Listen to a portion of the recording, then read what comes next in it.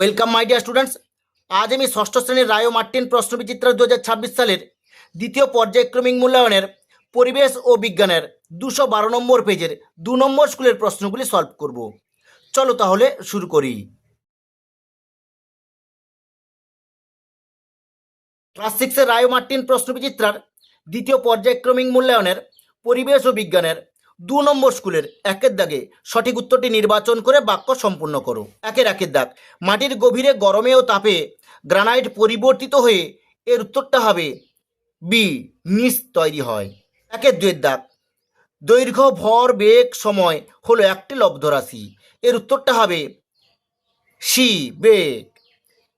তিনের দাগ, এসআইতে ওজনের একক, এর উত্তরটা হবে ডি, নিউটন। চারের দাগ, তরলের চাপ নির্ভর করে, এর উত্তরটা হবে এ, তরলের গভীরতার উপর। পাঁচের দাগ, নবীকরণযোগ্য শক্তি হলো, এর উত্তরটা হবে এ, সৌরশক্তি। ছয়ের দাগ, ভরভাজিতক আয়তন ইকুয়াল টু কত, এর উত্তরটা হবে সি, ঘনত্ব। সাতের দাগ, এসআইতে আয়তনের একক হলো, এর উত্তরটা হবে এ, ঘনমিটার। আটের দাগ, কোনটিতে ফসিল দেখতে পাওয়া যায়, এর উত্তরটা হবে সি, বেলে পাথর। নয়ের দাগ, সিএনজি তৈরি হয়, এর উত্তরটা হবে ডি, প্রাকৃতিক গ্যাসকে শোষিত করে। দশের দাগ, মানব হৃৎপিণ্ডের প্রকোষ্ঠের সংখ্যা হলো, এর উত্তরটা হবে ডি, 4টি। 11 দাগ, বল ও সকেট সন্ধি দেখা যায়, এর উত্তরটা হবে সি, কোমরে। 12 দাগ, হিমাটাইট আকরিকে, এর উত্তরটা হবে এ, লোহা মৌল থাকে। 2 দাগ, একটি বাক্যে উত্তর দাও, কোন কোন ধাতুর মিশ্রণে পিতল তৈরি হয়, এর উত্তরটা হবে তামা ও দস্তার মিশ্রণে পিতল তৈরি হয়। 2 দাগ, 1 মিটারের 1000 গুণ কত, এর উত্তরটা হবে 1 কিলোমিটার। 3 দাগ, টারবাইনের কাজ কি, এই প্রশ্নের উত্তরটি তোমাদের পাঠ্য বইয়ের 90 নম্বর পেজে তোমরা এখান থেকে এইটুকু লিখে নেবে। 4 দাগ, ম্যাগমা কি, এই প্রশ্নের উত্তরটি তোমাদের পাঠ্য বইয়ের 55 নম্বর পেজে তোমরা এখান থেকে এইটুকু লিখে নেবে। 5 দাগ, এসআইতে তড়িৎ প্রবাহের একক কি, এর উত্তরটা হবে অ্যাম্পিয়ার। 6 দাগ, একটি চৌম্বক পদার্থের নাম লেখো, এর উত্তরটা হবে লোহা। 7 দাগ, হৃৎপিণ্ডের পেশিকে কি বলে, এর উত্তরটা হবে হৃৎপেশি বলে। 8 দাগ, কোন যন্ত্রের সাহায্যে বায়ুর চাপ মাপা হয়, এর উত্তরটা হবে ব্যারোমিটার যন্ত্রের সাহায্যে বায়ুর চাপ মাপা হয়। 9 দাগ, পাস্কাল কোন ভৌত রাশির একক, এর উত্তরটা হবে এসআই পদ্ধতিতে চাপের একক পাস্কাল। 10 দাগ, বুক ও পেটের মাঝে কোন পর্দা থাকে, এর উত্তরটা হবে মধ্যচ্ছদা পর্দা থাকে। 3 দাগ, সংক্ষিপ্ত উত্তর দাও।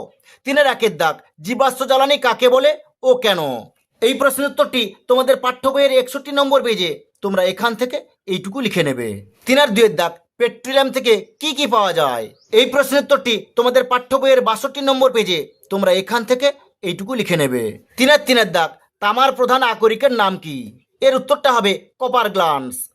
পরের প্রশ্ন, রংঝাল কি, এই প্রশ্নের উত্তরটি তোমাদের পাঠ্য বইয়ের 59 নম্বর পেজে তোমরা এখান থেকে এইটুকু লিখে নেবে।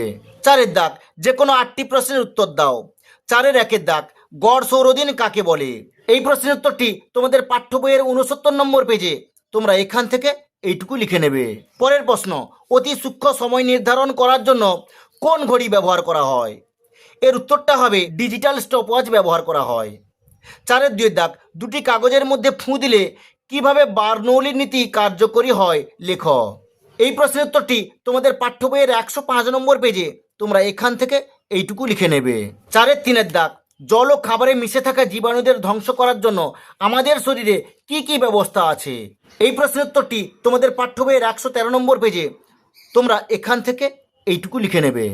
4 দাগ, জলের সমচ্ছশীলতা ধর্ম একটি পরীক্ষার মাধ্যমে প্রমাণ করো, এই প্রশ্নের উত্তরটি তোমাদের পাঠ্য বইয়ের 102 নম্বর পেজে তোমরা এখান থেকে লিখবে। এখানে লেখা আছে, দেখো নাও লেখা আছে, তোমরা লিখবে নিলাম। এখানে লেখা আছে ভর্তি কর, লিখবে ভর্তি করলাম। এখানেও লিখবে নিলাম, এখানে লিখবে উপরে রাখলাম, এখানে লিখবে করলাম।